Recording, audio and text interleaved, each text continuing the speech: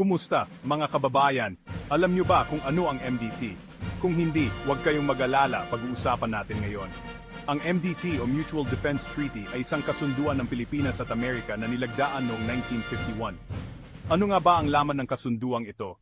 Simple lang, kapag may umaatake o lumulusob sa atin, obligadong tumulong ang Amerika para ipagtanggol tayo. Ibig sabihin, may malakas tayong kakampi kapag may gustong manakit sa atin. Pero paano nga ba natin magagamit ang MDT laban sa China? Alam naman nating may tensyon sa West Philippine Sea, diba? Kapag may ginawang agresibo ang China sa teritoryo natin, pwede tayong humingi ng tulong sa Amerika. Pero tandaan natin, hindi lang dapat umasa sa iba. Kailangan din nating ipakita ang ating lakas at tapang. Palakasin natin ang ating depensa at ugnayan sa ibang bansa. Ang paggamit ng MDT ay hindi basta-basta. May prosesong dapat sundin at kailangang pag-usapan ng maayos sa gobyerno. Ang importante, handa tayo at alam natin ang ating mga karapatan at responsibilidad.